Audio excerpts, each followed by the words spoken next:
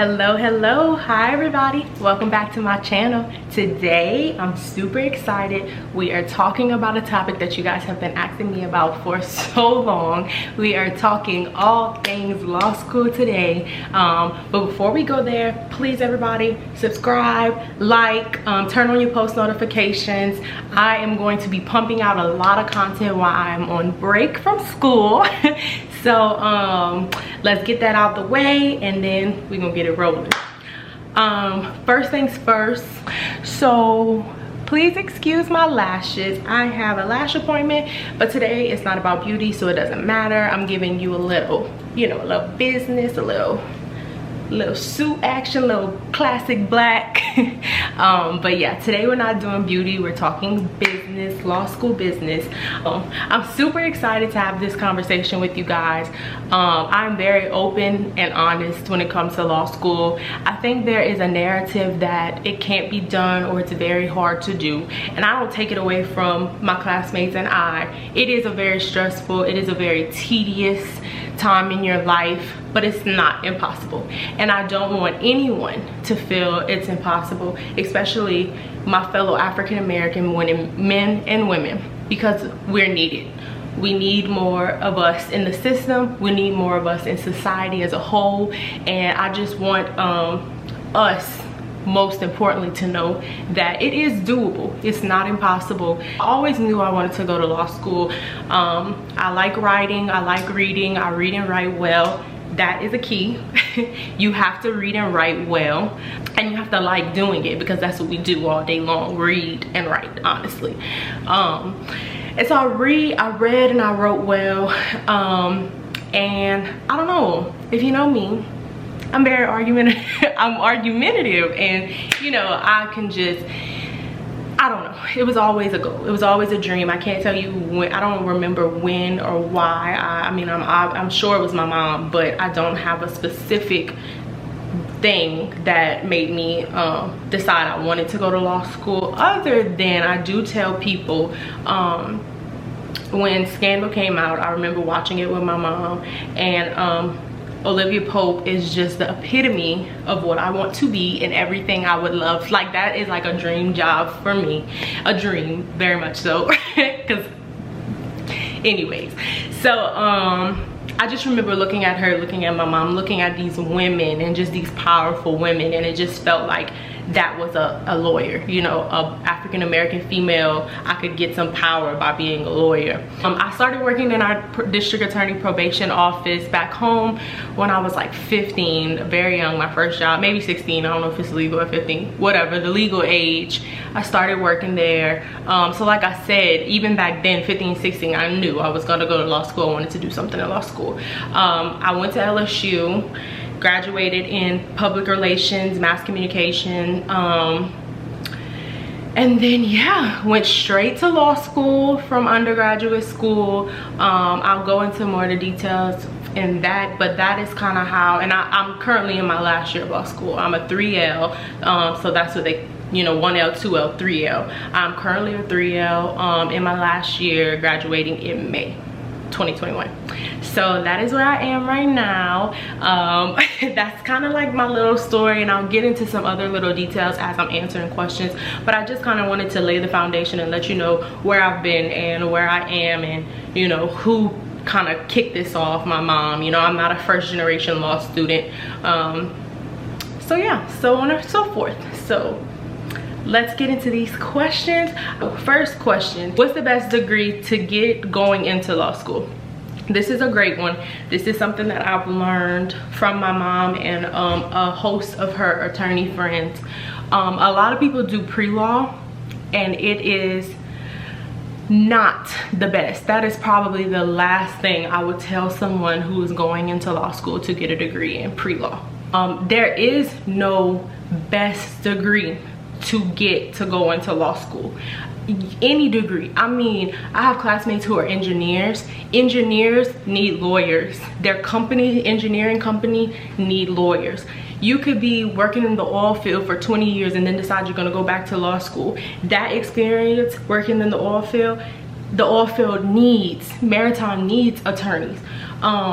So there is no best degree. You get a degree in whatever you get, and you're building your toolbox. So I say it's better to have something different in your toolbox.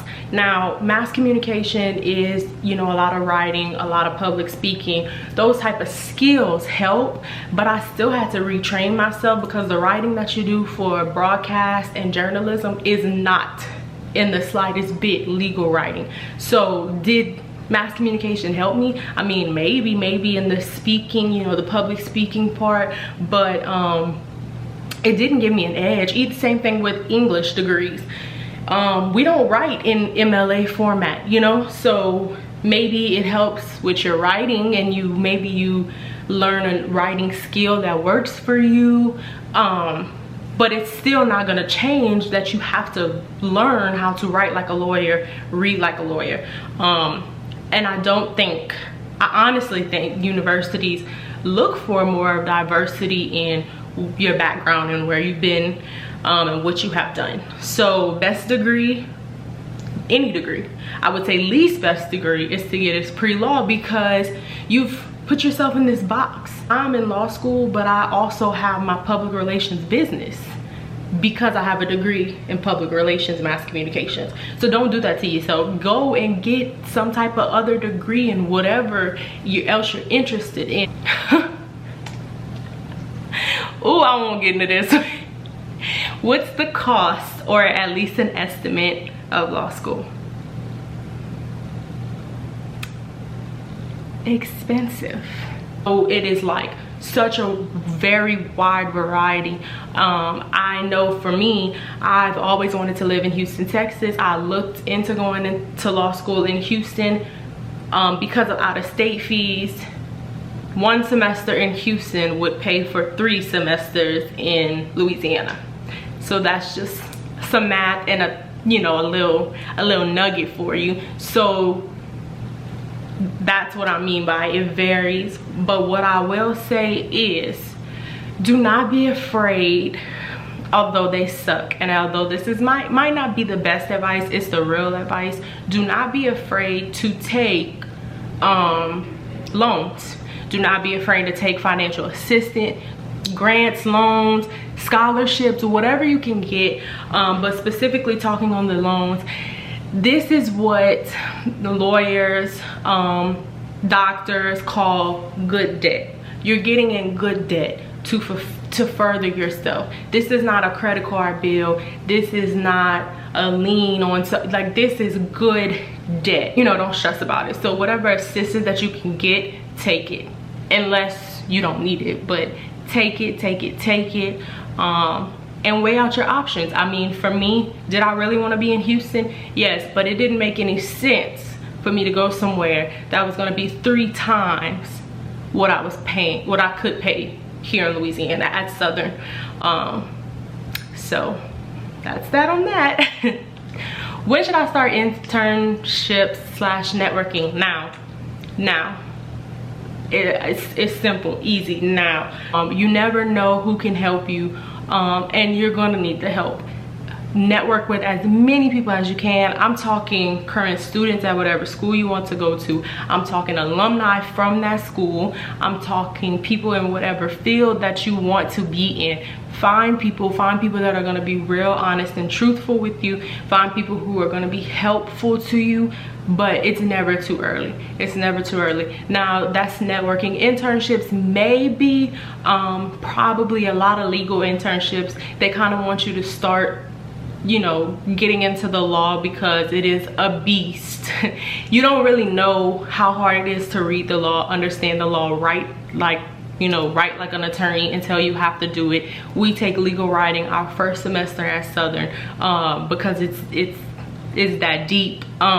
So maybe legal internships, probably, if there is a such thing as too early, but you can work in those offices not as a legal intern, right? So a lot of law firms have runners, and all you do is take court documents to and from the court. You're in the law firm. You're meeting with these attorneys, and when they're doing things, go sit down, go watch them, go see certain things. You're gonna hear certain words and you're not even gonna realize it. You're gonna hear attorneys talking in the hallway about you know, discovery, and then once you get to school, you're gonna say, wait, I've seen that, I've heard that before, I know what's going on, even though you're not doing a legal internship. So it's never too early. Which law school should I go to? Girl, I can't answer that for you. Like,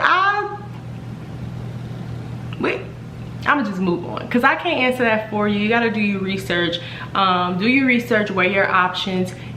And when I say weigh your options, I mean weigh your options financially, weigh your options support wise, where you're gonna be. You don't want to go across the country and have no support. Weigh your options for your happiness. I mean, honestly, if I didn't hate Louisiana enough to pay 3 times the money, but if I was so unhappy here and I just had to, I might have done it, you know. So weigh your options. What's the process of actually getting into law school? Okay, so first things first, you have to take, it's kind of the same as getting into college, like undergrad. You know, you have to take the ACT for Louisiana schools and the SAT for out-of-state schools. So you will take the LSAT, which is the entry exam for law school. And then, you know, each state has their specific score that they would, I mean, not state, sorry, each school has their specific score that they, you know, use as a bar or a gap for acceptance. You will submit an application. Most of the time in law school applications are very intricate. You will have to submit your transcript, your LSAT score, which is, your LSAT is easy because just like the ACT or the SAT, they send those scores to the school that you're interested in automatically. So that's not something that you manually have to do. You'll go to your registrar's office to get your transcript transferred, but you'll also have to write a essay. What is it called? Not letter of interest. I'm drawing a blank right now. I don't know, I'll add it. Letter of, not a letter of intent. I don't know, but you have to write an essay, just explain, you know, describing yourself. Tell them about yourself, tell them why you want to go to law school, tell them what law means to you. Some people have certain prompts, like some universities have certain prompts. Others are just tell me about yourself in, you know, a couple of pages. And you also additionally have to have, majority of the time, letters of recommendation, and that goes back to the networking, why you should start now.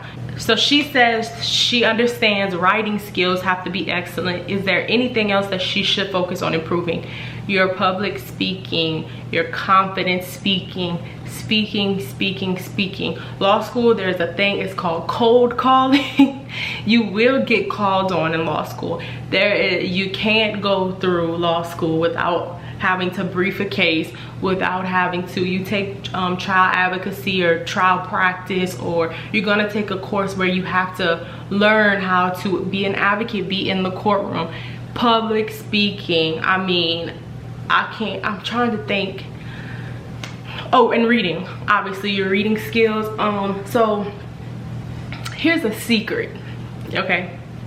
The thing that you're trying to get into law school and in law school, and I guess to pass the bar, the exam after, is time. Like, you are fighting against time. All of these tests are time. Your exams in law school are time. And I cannot tell y'all how many times I have seen classmates say, I didn't finish the exam. You're losing all those points. I have friends who will tell me, I know I at least have a C on this exam because I didn't even get to questions 4 and 5. I think reading and public speaking, in addition to your writing skills, is very important for law school. Let's see. How hard is it to balance law school with a social life and working? Here we go. This is where I'm gonna go off the grid, and I am going to be different than what you're going to hear when you join law school, what you're gonna hear from professors, what you're gonna hear from other law students probably who are trying to, in my opinion, my personal opinion, intimidate you, and I don't know what it is. How hard is it to balance it? It's hard, but we make choices every day, and I think you factor your options, you factor where you want to be, what's important to you, and you act accordingly, correct? So I am not, by any means, I'm not a top of my class. I'm not the top % of my class. And it's not because I'm not capable. It's because I made a choice about my happiness and about my time and about living my life.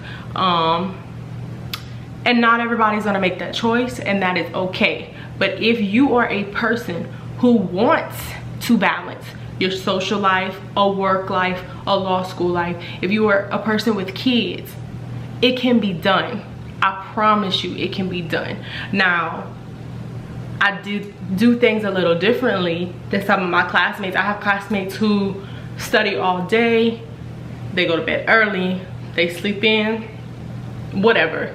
That I do things a little differently. When I get out of class and I get off from school, I still go and have a drink or eat out with my friends, but that means that I'm up until 1, 2 o'clock studying, but that works for me. I'm a night owl.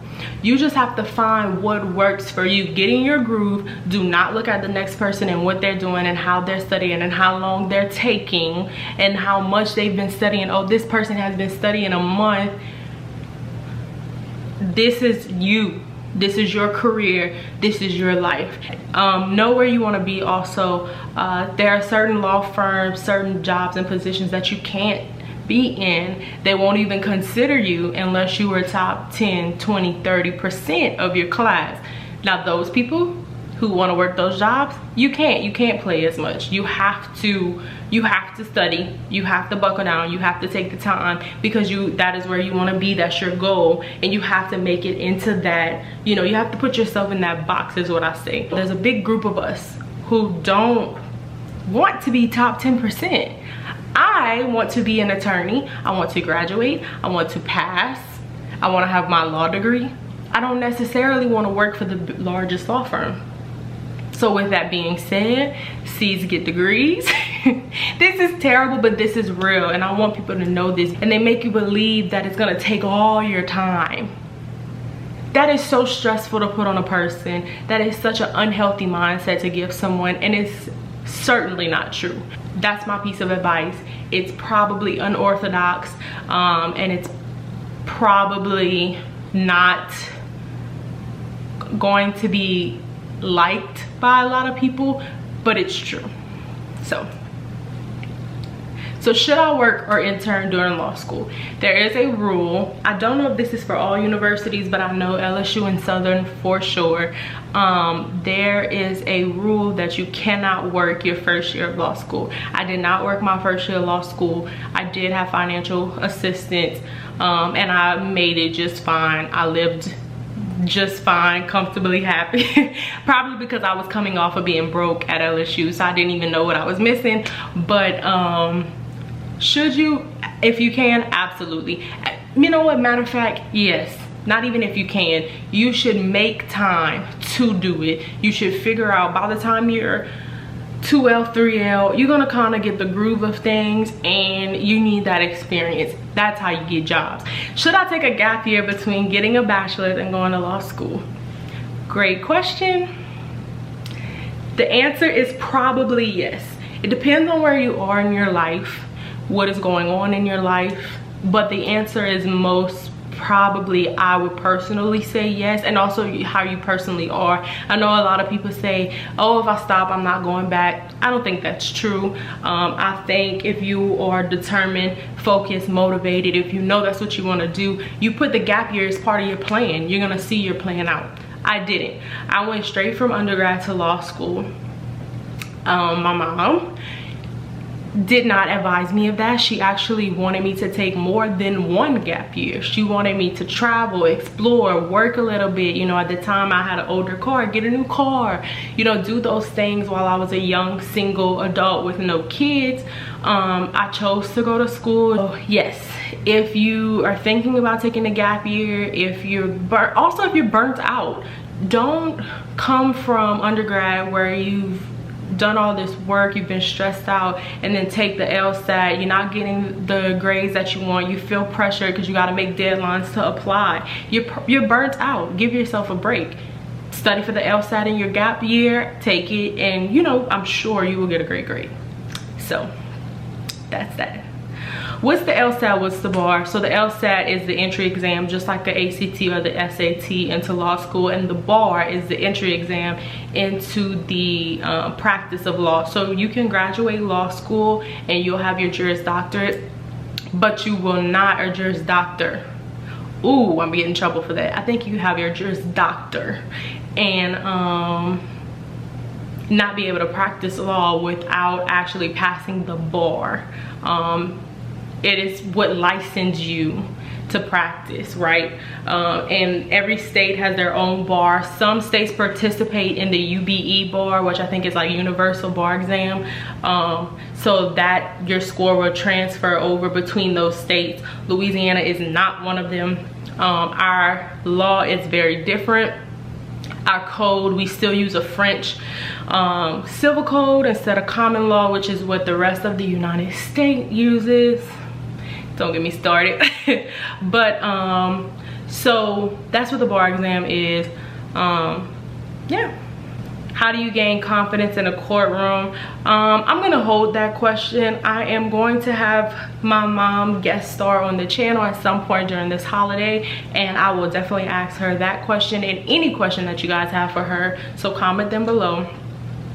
How do I prepare for the LSAT? Okay, so I have a slight surprise. I am gonna do a giveaway where I will give away one of the books that I use to prepare for the LSAT. My hair is flipping out, okay. Practice exams, I will say, is the most important part. Practice, practice, practice. The LSAT is more about testing.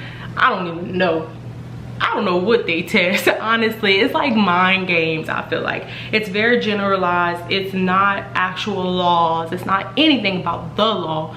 I think it tests like your critical thinking skills, your reading skills, things like that. Nothing dealing with the law. So do not pick up a law book.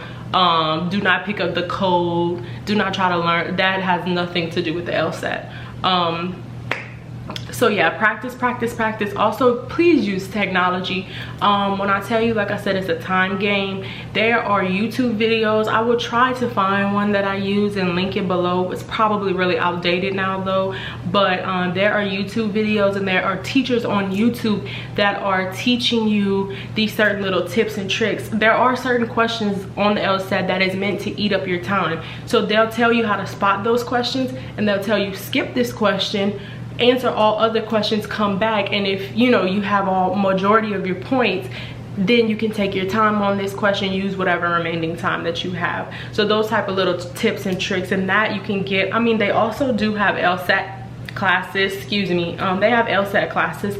I did not take an LSAT class, did fine, but know yourself. I'm a self teacher. I'm self-taught. So if you need that human interaction and you can't use a book, or you can't use, you know, YouTube and pick up on it yourself, if you're not good in this virtual environment with COVID, if you found yourself struggling, then maybe a class would be better. They're expensive though, and you can do it without. So that's how I say prepare for the LSAT, and stay tuned for giveaway details. How did you apply to what schools, and when did you apply? Okay, So, or how did I choose what school I applied to? So like I said, I knew I wanted to either still be in Louisiana or Houston. I mean, I just knew that those were the only two cities that I was willing to be in at the time. Applied to Houston, University of Houston, and Thurgood Marshall. I also applied to LSU, and I applied to Southern, obviously. Just weighed my options with all of them. When did I apply? I was actually very last minute, not on my application, but in my preparation, because for the longest I was going to take my mother's advice and take the gap years, and then at the last minute I decided I wanted to go to school.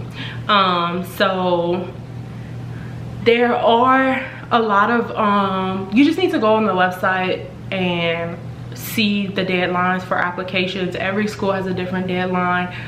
There are fees associated with applying, so you know, map that out. Don't just be, it's not smart to just willy-nilly apply to just anywhere, because it does cost you, and it takes time and effort. Okay, advice on narrowing down schools once accepted. Just make a list of what's important to you and what you want and where you stand in life. Do you have money saved up? Do you have assistance? Like, are your parents or grandparents or someone paying for it? Where do you want to be? Do you hate Baton Rouge so much that, you know, it's got this like black cloud over your head and you have to move and you don't care the cost?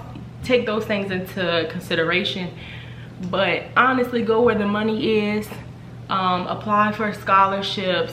I was awarded a scholarship to LSU and Southern offered me more money, and that was what, like, the straw that broke the camel back for me when narrowing it down, because I was struggling between the two. I didn't know, honestly. No, let's be honest, I wanted to go to LSU. I loved my undergrad experience. I loved LSU. I loved LSU's facilities. I wasn't trying to go across the hump. I will 100% say I do not regret my decision to go to Southern. And so how to narrow it down? I honestly talk to people who went to these places and get the, you know, learn the culture of the school. We have so many conversations about, you know, current events. We talk about, you know, the next day after Breonna Taylor, I think that was what we talked about. One of my professors, that's what we talked about that day. What has been the most difficult course for you, child?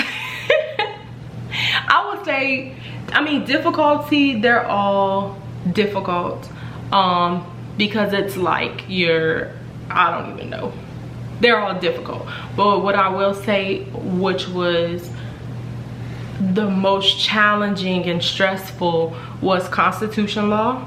I think that because reading the Constitution and understanding the Constitution is like learning a whole new language.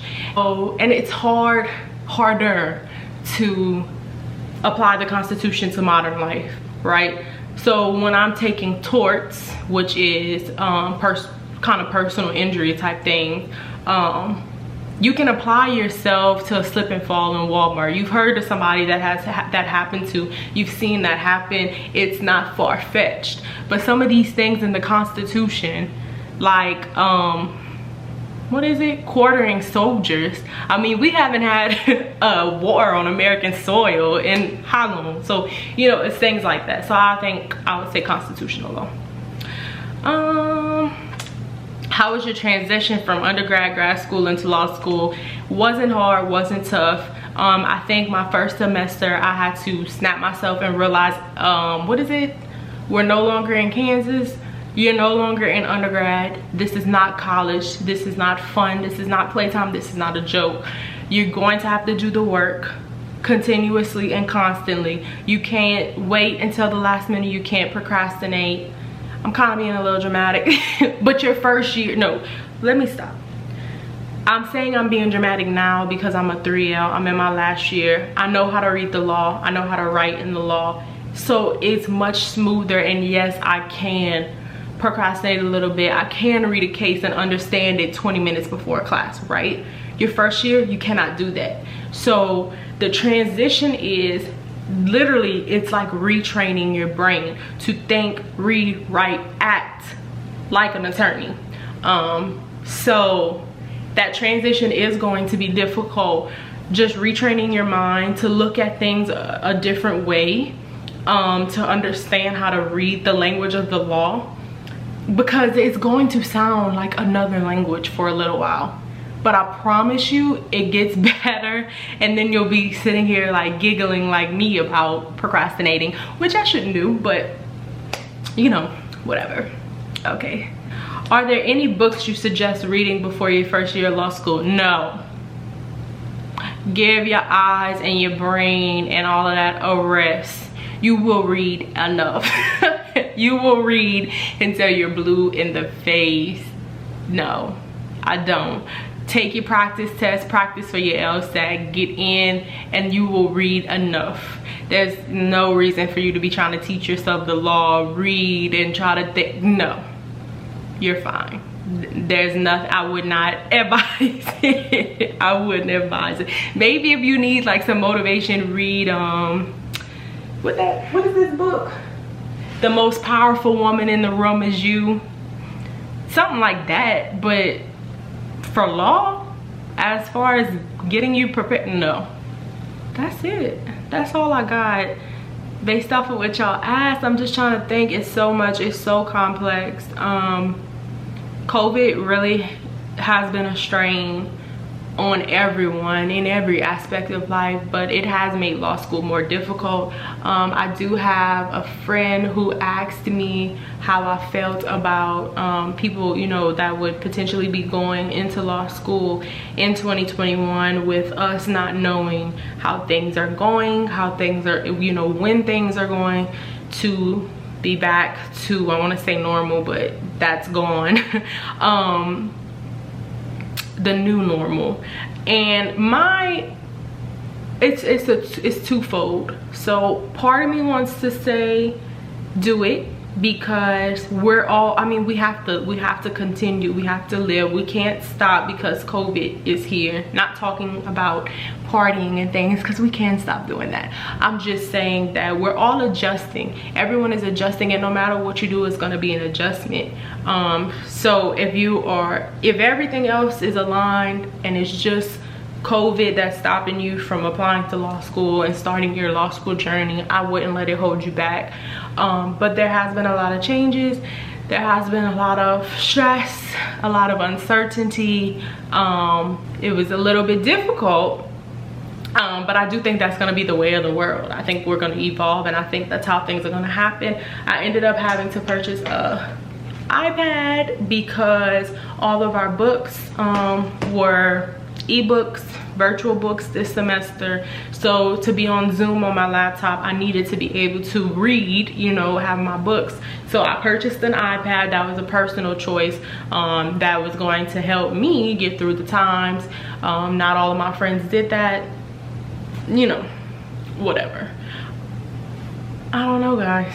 I just think my overall advice is take some time, whether it's a gap year or whether it's just this summer before starting law school, to learn yourself, to get to know yourself, to know what you can tolerate, what you want out of life, how you want things to be, and be honest with yourself. I don't think at any point did I say I'm no longer gonna have a social life, that I was okay with that. I do, from, you know, I was listening to everybody talking, telling me, oh, like, you're gonna lose friends and you're not gonna be able to do this and that. And I was looking at them like, child, I'm gonna do it. You know what I'm saying? Be honest with yourself. Don't say, okay, I'm gonna study every day, and you know that you're not, you know. And that's, you can plan and you can prepare yourself. Sometimes when I get certain grades back, I look at myself in the mirror and I can't even be mad, because I'm like, how much time did you really spend on this, Kennedy? It's all about accountability. Hold yourself accountable, gain some good time management skills, you know, and rest. rest up, because there won't be much of that. Trying to balance work, social, and law school. So I hope I answered all you guys' questions. I hope I kept it real, and I hope I kept it relatable. All right, y'all, I'm coming to y'all from my iPhone because she died on me. But I just want to say thanks for tuning in. As always, if there's anything that I can do for you, any questions that I can answer, like, comment them below, message me. I am an open book. I want to be transparent with you guys. I hope you guys enjoyed. I hope I answered your questions.